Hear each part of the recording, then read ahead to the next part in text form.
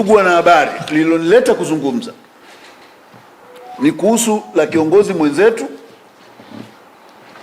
na wakili Tundu Antipas Mugwai Lissu. With all precaution, tunaelewa swali lake liko mahakamani. Kwa hiyo hatutazungumza kwa namna yoyote ya kuingilia kile kinachoendelea mahakamani, lakini tutajaribu kuongelea kile kinachohusu haki za wakili mwenzetu, kwa sababu ninapozungumza haki za wakili mwenzetu, I'm just asserting the rights. I'm not interfering with anybody conclusion or opinion of a particular or certain facts. Tundu Antipas Lissu ni mwanachama wa chama cha wanasheria wa Tanganyika na ni wakili mwenye namba ya usajili 945. Kwa hiyo ni mbobevu, anafahamu sheria. Tundu Lissu aliwahi kuwa rais wa chama cha sheria Tanganyika kuanzia mwezi Machi 2017 mpaka mwezi Septemba 2017 aliposhambuliwa na risasi ikalazimu aende nchi kwa matibabu na katika hatua za kunusuru uhai wake. Katika kutimiza haki yake ya kikatiba chini ya ibara ya 20 ibara ndogo ya kwanza ya Katiba ya Jamhuri ya Muungano wa Tanzania, Tundu Antipas Mugwai Lissu alijiunga na Chama cha Demokrasia na Maendeleo Chadema, na kupitia chama hicho alichaguliwa kuwa mbunge wa Jamhuri ya Muungano wa Tanzania kwa wakati huo, na mwaka 2025 Januari Tundu Antipas Lissu alichaguliwa kuwa mwenyekiti wa chama cha Chadema. Kwa hiyo nataka kusema wakili haruhusiwi kuwa kiongozi wa chama cha siasa pale anapokuwa kiongozi wa chama cha mawakili kama sisi mnapotuona hapa. Lakini sio, kwa mfano makamu wangu hapa anaweza akaomba ruksa, bwana nataka nikagombee CCM, nikishinda siji, nikishinda anaachia hii nafasi, kwa sababu hawezi kuwa CCM na hawezi kuwa GC. Kwa hiyo hakuna utaratibu wowote unaozuia mwanachama yoyote wa TLS kushiriki siasa kwenye chama chochote, ili mradi sio kiongozi wa baraza la uongozi. Kwa hiyo kiongozi wa baraza la uongozi anapotaka kushiriki, yeye jukumu lake ni kutoa taarifa, anakwenda kushiriki, akifanikiwa anatoka kwenye hii nafasi, anaendelea. Lakini kuwa mwanachama, hata ukiwa kiongozi wa baraza la uongozi, unaruhusiwa kuwa mwanachama wa chama chochote cha siasa. Nimeona hili niliweke wazi ili mjue. Kwa hiyo msije mkasema mbona fulani tunamjua ni wanachama fulani nini. Hapana, hawakatazwi. Tunachokatazwa ni kuwa viongozi kwenye chama cha siasa.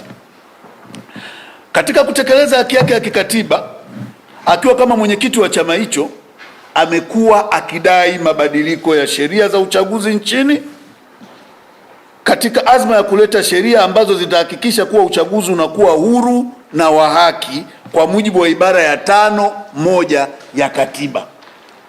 Kwa hiyo kudai marekebisho ya sheria za uchaguzi, kudai uchaguzi wa haki na kidemokrasia ilikuwa ni haki yake ya kikatiba. Tunafahamu kwamba kauli zake hizo za madai zilisababisha awe matatani, na mnamo 5 na siku 8 kesi hii ilikaa bila kusikilizwa kwa takribani mwezi mmoja na siku 4, na ikaletwa Mahakama Kuu kwa mara ya kwanza tarehe 22 Septemba 2025 kuendelea kusikilizwa mfululizo. Ndugu waandishi wa habari,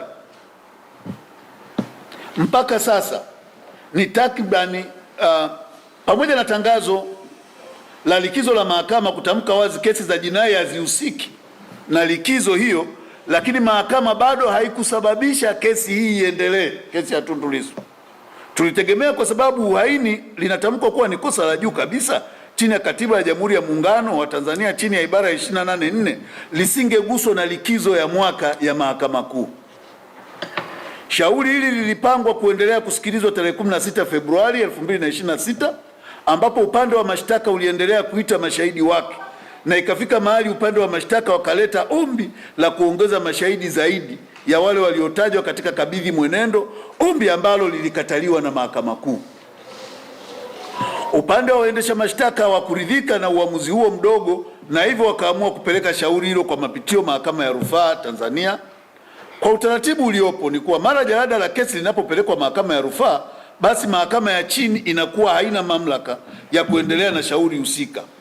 Vivyo hivyo ndivyo ambavyo kesi ya Tundu Antipas Mugwai Lissu ilisimama kwa mara nyingine tena kusikilizwa kwa maombi ya mapitio kama yalivyowasilishwa na upande wa mashtaka. Mpaka sasa ni takriban miezi mitatu toka upande wa mashtaka ulivyopeleka maombi yake ya mapitio Mahakama ya Rufaa, na hakuna dalili zozote zinazoonesha kuwa kuna jopo la Mahakama ya Rufaa limepangwa kusikiliza maombi haya ya mapitio. Utaona kuwa mpaka sasa ni takriban mwaka mmoja na mwezi mmoja na siku kadhaa toka mshtakiwa Tundu Antipas Lissu alipofikishwa mahakamani kwa kosa la uhaini, kosa kubwa kuliko yote katika Jamhuri ya Muungano wa Tanzania, na kosa ambalo halina dhamana. Ndugu waandishi wa habari, kutokana na historia fupi ya shauri hilo, vitu vifuatavyo ni dhahiri. Upande wa mashtaka hauna nia ya dhati kuendelea na shauri hili la uhaini dhidi ya Tundu Antipas Mugwai Lissu. Pili, kesi mpaka leo imechukua mwaka mmoja, mwezi mmoja na siku kadhaa toka siku ambayo kesi hii ililetwa Mahakama ya Kisutu kwa mara ya kwanza. Tatu, kuahirishwa au kutoendelea na shauri hili mara zote hizo imetokana na upande wa mashtaka na mahakama. Mshtakiwa hajahusika hata kidogo na ucheleweshaji wa kesi hii. Mara zote tumemsikia akiomba kesi isikilizwe, hata wakati anapokuwa amenyimwa chakula, amenyimwa kuona na mawakili wake, amekuwa akisisitiza kesi iendelee, jambo ambalo tunakomendi, na ndio wito ambao mawakili tunasisitizwa mara zote kwamba tusiahirishe mashauri bila sababu za msingi. Hili kwa Tundu Lissu wamejitahidi mara zote na liko hadharani. Tunapenda kukumbusha usemi usemao haki inayocheleweshwa ni sawa na haki inayonyimwa. Kushindwa kuendelea kwa kesi hii kumesababisha ukiukwaji wa haki ya kikatiba ya mwanachama wetu kusikilizwa kwa wakati. Ikumbuke kuwa kosa la uhaini halina dhamana. Mwanachama wetu yupo mahabusu kwa kipindi chote hicho. Kitendo cha kuchelewesha kusikilizwa shauri hili ambalo lilikuwa tayari limeanza usikilizwaji ni ukiukwaji wa ibara ya 13(6)(a) ya katiba ambayo inatamka kwamba wakati haki na wajibu wa mtu yeyote inapohitajika kufanyiwa maamuzi na mahakama au chombo kingine chochote kinachohusika, basi mtu huyo atakuwa na haki ya kupewa fursa ya kusikilizwa kwa ukamilifu na pia haki ya kukata rufani au kupata nafuu nyingine za kisheria. Kusikilizwa kwa ukamilifu ni pamoja na kusikilizwa kwa wakati.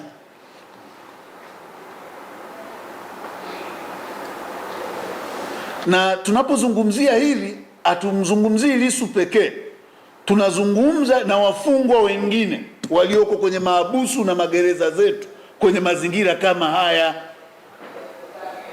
ambao tayari kesi zao zimeiva, lakini aidha matatizo ya kibajeti au matatizo ya kiutawala yanasababisha haki zao zisisikilizwe. Huu ni uvunjaji wa katiba. Katika hili tunapenda kusisitiza kuwa haki ya shauri kusikilizwa haraka inahusu mashauri yote ya jinai, makubwa na madogo. Haki hii inahusika zaidi pale mshtakiwa anapokabiliwa na kosa ambalo halina dhamana, ili kuweza kujua hatima ya shauri lake katika muda mfupi sana. Ili kujua, tunapaswa kuangalia vigezo vifuatavyo ili kubaini kama shauri husika limecheleweshwa au la. Na haya ni masuala ambayo kila mmoja ajiulize. Moja, muda ambao shauri limechukua. Shauri linalochukua zaidi ya mwaka toka kukamatwa kwa mshtakiwa bila kumalizika inakuwa imekiuka haki ya usikilizwaji wa shauri kwa haraka. Upelelezi umeshakamilika, kila kitu kimeshakamilika, mwaka na taratibu za kiutawala zinachukua miezi 3, 4, 5, 6, mtu yuko mahabusu. Sababu za uchelewefu wa kesi, yani unajiuliza, unahoji sababu za uchelewefu wa kesi ni zipi? Upande gani umesababisha kesi kutokufikia tamati? Katika shauri la Lissu, upande wa mashtaka na mahakama ndizo zimehusika mara mbili. Mahakama kwenye kuahirisha katika kupanga shauri na kutokusikiliza kwa wakati rufaa zake. Tunaelewa ina kesi nyingi, lakini inawajibika kusikiliza, ndio taratibu. Na upande wa mashtaka kuwa na maombi kama haya na rufaa mbalimbali ambazo wakati fulani zinakuwa sio vizuri, kwa sababu zinaingia michakato ya katikati ambayo sheria inatamka mengine kwamba haya yasikatiwe rufaa. Tatu, tujiulize, je, mshtakiwa amekuwa akisisitiza kesi yake kuisha haraka? Katika shauri la Lissu, mshtakiwa amekuwa toka mahakama ya Kisutu akisisitiza kuwa upande wa mashtaka unachelewesha kesi. The record is clear. Je, mshtakiwa ameathirika? Ni dhahiri kuwa mshtakiwa ameathirika na uchelewefu huu. Wote mnajua hali yake ilivyo, ni mwenzetu yule, yuko mahabusu, kwa hiyo hana uhuru, power ya kupata resources, ya kupata matibabu, uhuru wa kuonana na mawakili wake uko very limited, uhuru wa kumtembelea. Nilitoa mfano, mimi mwenyewe kama rais nimewahi kwenda pale, uwezo kumuona kabisa Tundu Lissu. Ni vigumu sana kumuona Tundu Lissu. Nimwambia mtu mmoja, ni rahisi kuchimba Tanzanite Kinondoni badala ya Mererani kuliko kumuona Tundu Lissu gerezani. That is not a good sign.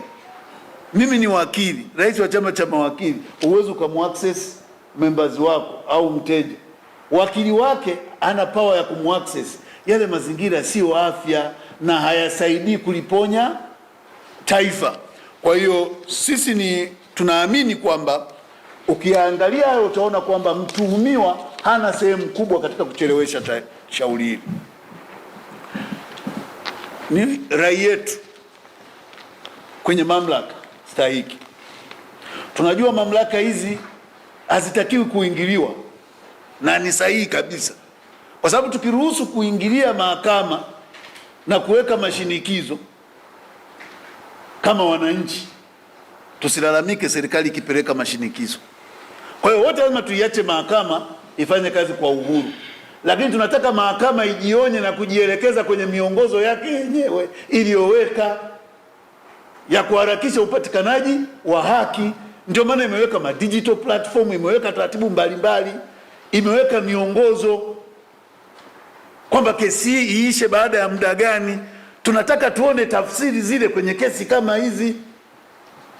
Kwa hiyo sio tunaiingilia, tunaikumbusha mahakama kwamba shauri lililopelekwa mahakama ya rufaa, mahakama ilikumbuke na ilisikilize kwa uharaka iwezekanavyo, ili haki ionekane kutendeka kwa wakati. Hii ni rai yetu kwa mahakama. La pili, mahakama ya hakimu mkazi Kisutu iendelee na usikilizaji wa kesi ya uchochezi. Maana hizi kesi tayari zilishafika mahakamani, na sheria siku hizi inatuelezaje kesi kufika mahakamani? Mahakamani sio sehemu ya kupaki. Na Mheshimiwa Jaji Mkuu amesema na kutueleza kwamba mahakama ya rufani kwa sasa sio kituo cha kupaki kesi. Kwa hiyo ni rai yetu kama chama cha wanasheria Tanganyika kwamba haki itendeke kuhusu Tundu Lissu, kesi yake isikilizwe, na kama hawana nia ya kusikiliza wamwachie. Memba zetu walisema tuje tuzungumze haya kabla hawajachukua hatua nyingine, na sisi tumeona tuzungumze kile tulichoagizwa na members, na baada ya tamko hili tutafuatilia utekelezaji. Usipokuwepo tutarudi kwa members kwamba hakuna utekelezaji wa hoja iliyotolewa, na members kupitia baraza la uongozi watajadili na kutoa uelekeo wa nini kitakachofuata, iwapo maombi, nasihi na ushauri huu tunaojaribu kutoa kwa njia ya unyenyekevu usipofanyiwa kazi.